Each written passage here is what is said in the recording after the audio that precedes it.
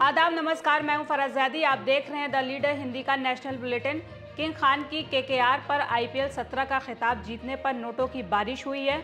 उसे और हारने वाली सनराइजर्स को कितने करोड़ मिले, जानिएगा। आप सांसद स्वाति मालेवाल कोर्ट में क्यों रो पड़ी, राहुल गांधी को चुनाव का नतीजा आने के बाद कोर्ट में क्यों बुलाया गया, और प्रियंका गांधी का भाजपा पर नया तंज क्या है, इस बुलेटिन में ये भी बताएंगे। अब खबरें विस्तार से।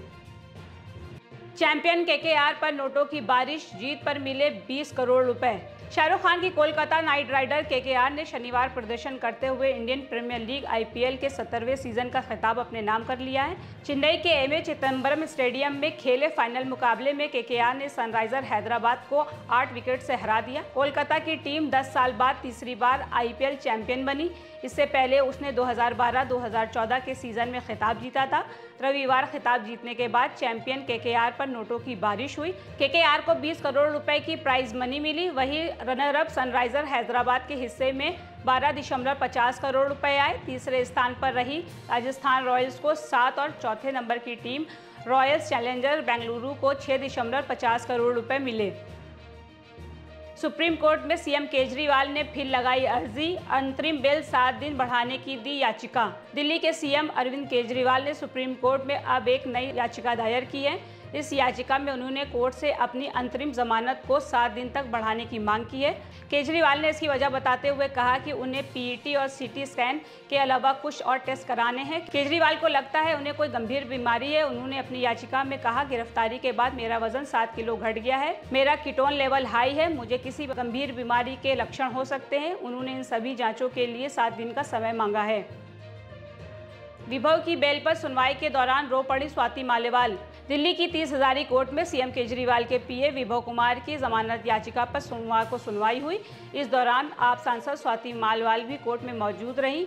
विभव कुमार के वकील ने बचाव में अदालत के सामने दलील पेश की। उन्होंने सुनवाई में कौरवों और द्रौपदी का जिक्र किया। साथ ही कहा कि इस केस में विभव के खिलाफ जिन धाराओं के तहत एफआईआर दर्ज की गई है उनका कोई औचित्य नहीं बनता। स्वाति मालेवाल को सीएम आवास पर बुलाया नहीं गया था। उन्होंने जबरदस्ती मुख्यमंत्री आवास के अंदर घुसने की कोशिश की। वहीं कोर्ट में सुनवाई के दौरान स्वाति मालेवाल रोने लगी। बता दें, कोर्ट ने जमानत याचिका पर फैसला सुरक्षित रख लिया है।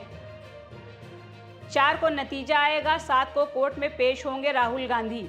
यूपी के सुल्तानपुर में मानहानि के मामले में जमानत पर चल रहे कांग्रेस नेता राहुल गांधी पर अब आगामी 7 जून को सुनवाई होगी। एमपी एमएलए कोर्ट में राहुल गांधी के मानहानि मामले को लेकर आज सोमवार को पेश न होने पर उनके अधिवक्ता काशी प्रसाद शुक्ल ने न्यायालय के समक्ष हाजिरी माफी का प्रार्थना पत्र देते हुए कहा कि राहुल गांधी लोकसभा चुनाव के कारण पटना में व्यस्त हैं, इसलिए वे कोर्ट में पेश नहीं हो सके, जिस पर न्यायालय ने राहुल गांधी के पेश होने के लिए 7 जून की तारीख दी है। बता दें, राहुल गांधी इस मामले में 20 फरवरी 2024 से जमानत पर चल रहे हैं। राहुल गांधी पर अमित शाह पर विवादित टिप्पणी करने का आरोप लगा है।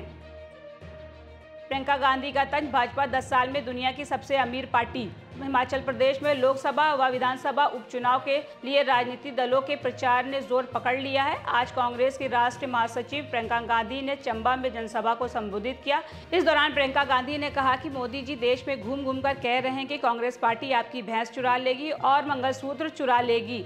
ये कैसी बातें हैं? कांग्रेस 55 सालों तक सत्ता में रही लेकिन अमीर पार्टी नहीं बन पाई, लेकिन भाजपा 10 सालों में दुनिया की सबसे अमीर पार्टी बन गई और भ्रष्ट कांग्रेस को कह रहे हैं।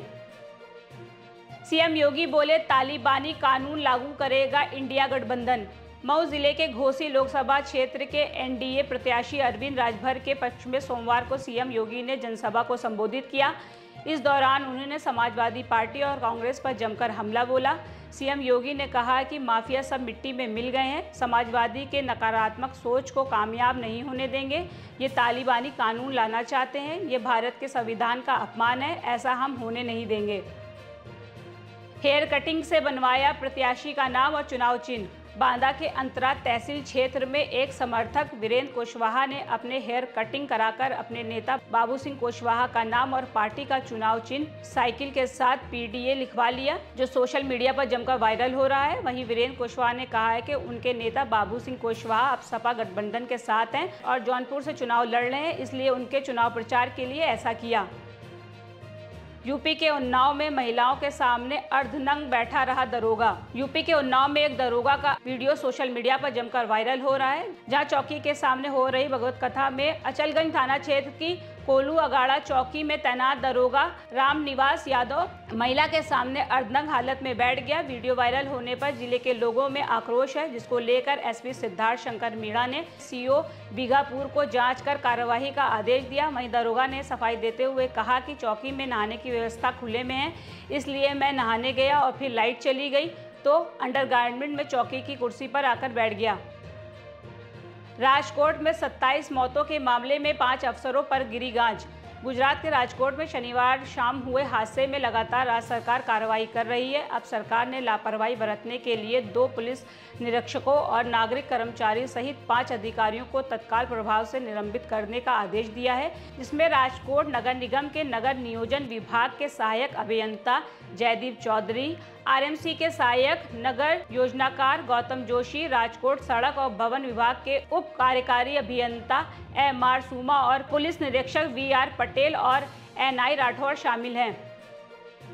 आज के बुलेटिन में बस इतना ही। बाकी देश दुनिया की अपडेट्स के लिए द लीडर हिंदी से जुड़े रहिए। अगर हमारे चैनल को सब्सक्राइब नहीं किया है तो हमारी गुजारिश है कि ज़रूर कर लें।